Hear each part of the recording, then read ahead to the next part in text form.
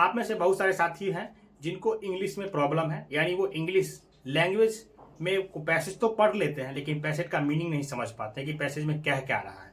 Question पढ़ लेते हैं लेकिन क्वेश्चन का मीनिंग नहीं समझ पाते हैं, लेकिन उनको भी पैसेज सॉल्व करना है। अब आप कहोगे कि सर ये क्या कह रहे हो, अगर इंग्लिश पढ़ के हमको समझ में ही नहीं आ रहा तो हम पैसेज कैसे सॉल्व कर लेंगे। बिल्कुल कर सकते हैं, इस वीडियो में बने रहिए, आपको हम बताते हैं जो तरीका, वो अप्लाई करके देखना, उसके बाद प्रीवियस पेपर लेना, उसमें सॉल्व करके देखना, आपको बेनिफिट देखने के लिए मिलेगा, आप भी सॉल्व कर पाओगे आसानी से।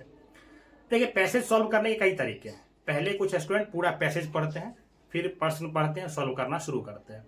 कुछ स्टूडेंट पहले पूरा क्वेश्चन पढ़ लेते हैं, फिर पैसेज पढ़ते हैं, तो उसके अकॉर्डिंग आंसर करते हैं। ऐसे में क्या होता है ना कि थोड़ा टाइम टेकन होता है। अगर मान लीजिए पैसेज पूरा पढ़ लिए और प्रश्न पढ़े तो आपको लगे कि ये प्रश्न हम पैसेज में पढ़े थे लेकिन वो भूल गए आंसर क्या था, उसका जवाब क्या था।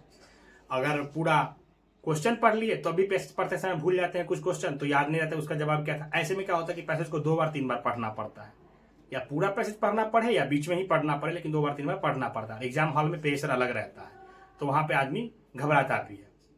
तो आपको क्या करना चाहिए, बेस्ट क्या तरीका है, पहला क्वेश्चन पढ़िए, पहला पैराग्राफ पढ़िए पैसेज का, अगर आंसर मिल गया तो ठीक है, नहीं तो दूसरा क्वेश्चन पढ़िए, दूसरा पैराग्राफ पढ़िए। आप देखोगे ये 2 क्वेश्चन में से कोई ना कोई एक क्वेश्चन का आंसर आपको ऊपर में मिल ही जाएगा।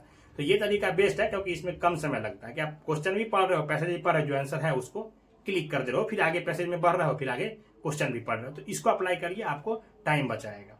अब बात करते हैं कि सर हमको मीनिंग ही नहीं समझ में आ रहा है, पैसेज पढ़ते नहीं समझ में आता है, अब इंग्लिश तो ले लिए, क्या करें। देखिए ऐसे स्टूडेंट क्या करते हैं, पहले करते हैं कि वो क्वेश्चन पढ़ते हैं और फिर वो क्वेश्चन को सेम टू सेम लाइन खोजते हैं कि ये लाइन मिल जाए। जैसे बचपन में हम लोग करते थे ना, कि ये लाइन मिल जाएगा अगर मान लीजिए हमको पैसेज में, तो हम तो वहाँ पे आंसर निकाल लेंगे। कई दफ़ा मिल भी जाते हैं, अगर इजी पैसेज पूछे गए तो मिल जाते हैं, लेकिन पैसेज थोड़ा डिफिकल्ट है तो वो लाइन नहीं मिलता है। तो अब क्या करेंगे, 3 तरीका है। क्या क्या, पहला, अगर पॉजिटिव क्वेश्चन में पूछा गया है आंसर, तो आंसर भी हमको पॉजिटिव देना है, यानी कि जो है वो पूछा गया है तो है वाला आंसर देना है।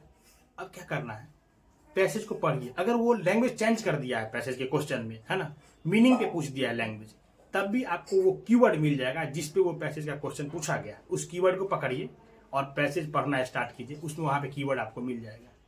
जैसे ही कीवर्ड मिला, उसके इर्द गिर्द आप देखेंगे तो वो 4 ऑप्शन आपको मिल जाएंगे जो क्वेश्चन में दिए होंगे। मतलब जिस कीवर्ड पे बेस्ड क्वेश्चन पूछा गया है उसमें से अब 4 ऑप्शन पढ़ोगे, तो अगर हाँ पूछा है तो 4 में से एक ऑप्शन ऐसे मिलेंगे जो उस कीवर्ड के आसपास होगा, तो वही उसका आंसर होगा।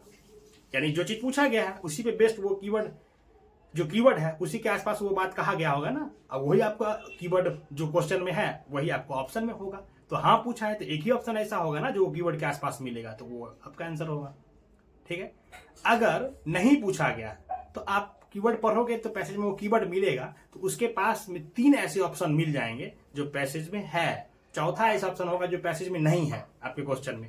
तो चूंकि नहीं पूछा गया तो 3 ऑप्शन तो है वाला रहेगा ना, सही वाला 3 ऑप्शन रहेगा, तो पैसेज के जो कीवर्ड है उसके आसपास वो 3 ऑप्शन आपको देखने के लिए मिलेगा।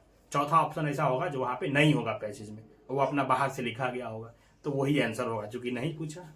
अब बात करते कि सर अगर पैसेज का कीवर्ड हमको जो क्वेश्चन में कीवर्ड है वो मिलेगा ही नहीं तो कैसे सॉल्व करेंगे। तो आपको 4 ऑप्शन पढ़ना है, अगर हाँ पूछा होगा तो उस 4 ऑप्शन में से एक ऑप्शन आपको मिल जाएगा उसी लैंग्वेज पे बेस, जैसे ही पैसेज पढ़ना शुरू करोगे तो। अगर नहीं पूछा होगा तो उस 4 ऑप्शन में से 3 ऑप्शन आपको पैसेज में होगा उसी लैंग्वेज पे बेस, जैसे आप पढ़ना पैसेज शुरू करोगे एक ऑप्शन ऐसा होगा जो नहीं होगा।